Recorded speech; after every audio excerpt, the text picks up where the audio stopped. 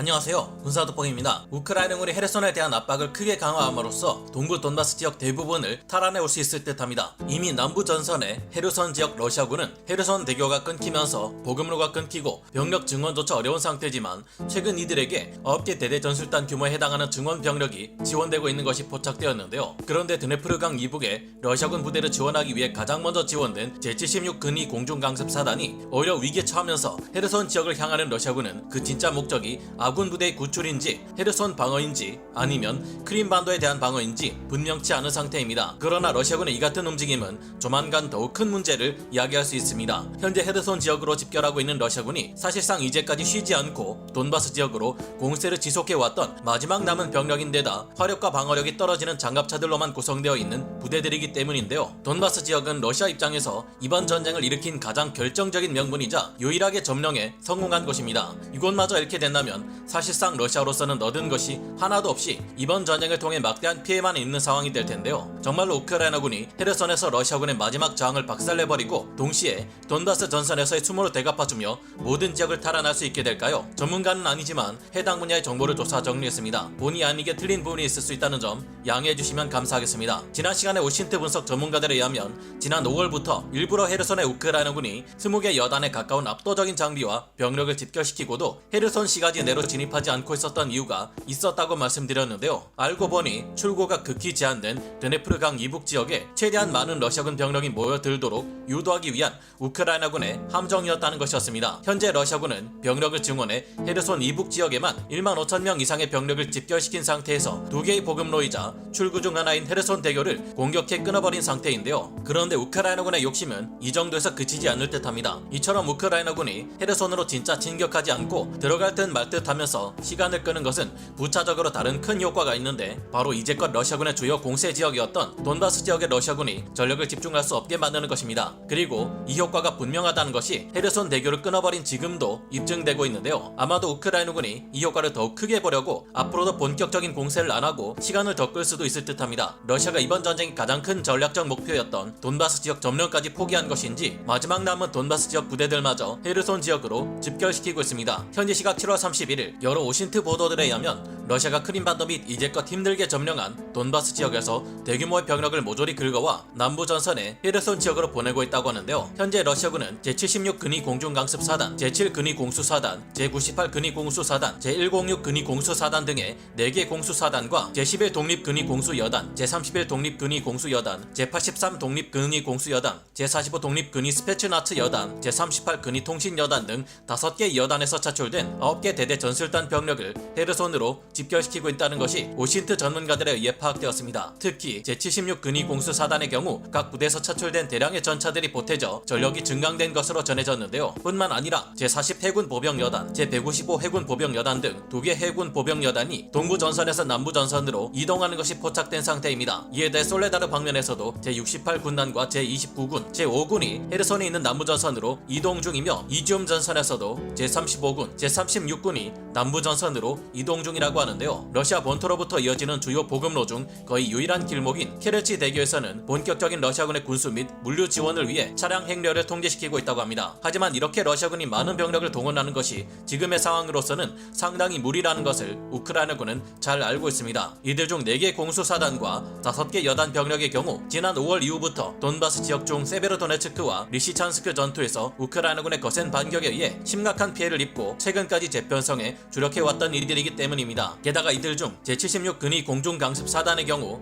헤르손에 먼저 투입되었다가 고립되어버린 상태인데요. 이번에 집결되고 있는 러시아군은 대부분이 공수부대 출신들인데 사실상 현재 러시아군의 주력 부대들이라 할 수 있는 상태입니다. 러시아 공수군은 총 4만 5천 명 정도의 병력으로 구성되어 있으며 이들에게는 전차와 같은 막강한 장비를 많이 갖추지 못하고 있는 것으로 알려진 이들입니다. 강력한 기갑 장비를 내세워 위풍당당한 공세를 보여왔던 러시아군이 어쩌다 이 지경이 된 것일까요? 러시아 육군은 최정의 주력 부대인 제1 근위 전차군이 개전 초기 키우 북부 전선과 이줌 일대 전선에서 와야 되다시피 하는 큰 피해를 입었고, 이 때문에 5월부터 공수군을 주력 부대로 삼아 공세를 벌여왔기 때문입니다. 이들을 지원하는 강력한 포병 부대들의 화력이 워낙 막강해서 우크라이나군이 결국 루안스크 지역을 내주고 물러나 버렸는데요. 하지만 그 이후 우크라이나군은 한 달이 넘는 기간 동안 무수히 많은 러시아군의 탄약고를 집중 타격했고, 이제는 탄약이 부족한 러시아군의 포병 부대가 공수군을 지원하기 어려운 상태가 되어버렸습니다. 공수부대라고 해서 우리가 흔히 떠올리는 특수부대나 특전사 부대 같은 것들이 아니고, 이들은 경차량화 부대들이라 볼 수 있습니다. 이들은 전차 위주의 기계화 부대가 아니라 장갑차, 그것도 BMP-3나 BMP-2 같은 보병 전투 장갑차가 아니라 보병 수송용 장갑차 중에서도 중량이 가벼운 것들로 이루어져 기동성을 살려 활약하는 그런 부대들인 것으로 알려져 있습니다. 이번에 투입된 제76 근위 공중강습사단에 다른 부대에서 차출한 전차들을 대거 지원한 것도 보병 수송용 장갑차 같은 차량화 장비로는 막강한 우크라이나군의 공세를 도저히 막을 수 없다고 판단했기 때문인 것으로 추정되는데요. 그런데 러시아군이 이런 부대들을 대거 헤르손으로 보내면서 갑자기 동부 돈바스 전선에 큰 구멍이 생기게 되었습니다. 이들 전력은 사실상 그동안 동부 돈바스 전선에서 공세 임무에 투입되었던 마지막 남은 전력인데,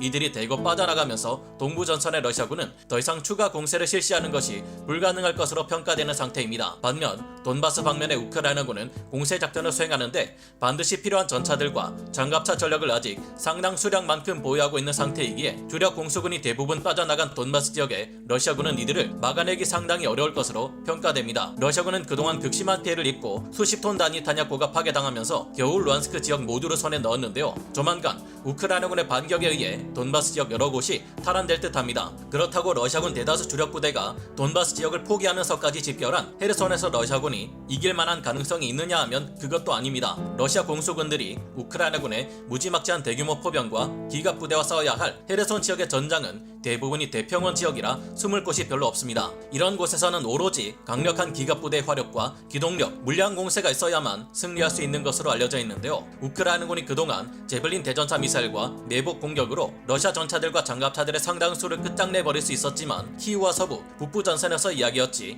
대부분이 넓은 평야지대인 돈바스 지역에서는 그렇지 못했습니다. 남부 전선의 헤르손 지역 또한 마찬가지인데요. 헤르손으로 집결하는 러시아군 제76 근위 공중강습사단에게 어느 정도의 전차들이 지원되기는 했지만 크게 부족한 상태이고, 이 때문인지 이미 이들은 전투 중 손실을 입고 고립된 상태입니다. 가벼운 수송용 장갑차와 대전차 로켓만으로 맞서 싸워야 할 러시아 공수군으로서는 아무리 많은 숫자가 몰려와도 우크라이나군의 막강한 주력 공세부대를 막아낼 수가 없습니다. 이 때문에 군사 전문가들은 현재 헤르손 지역이 앞으로 자칫하면 최후에 남겨진 러시아 공수군 모두가 전멸할 무덤이 될지도 모른다는 관측들을 쏟아내고 있는 상태입니다. 그만큼 현재 헤르손을 압박하고 있는 우크라이나군은 막강한 상태인데요. 당장 사문이라는 작은 수량으로도 전황 자체를 180도 바꿔버린 게 M14 하이마스인데, 이런 하이마스가 이제는 우크라이나군에서 16문이나 운용될 계획이며, 이보다 2배 화력을 가진 M270 MLRS는 무려 39문까지 운용될 계획입니다. 사정거리 300km의 에이테킴스 전술탄도 미사일까지 이들을 통해 운용되니 말 다했죠. 게다가 러시아 공수군들은 현재 가지고 있는 수송용 장갑차나 다른 부대로부터 지원된 전차들을 가지고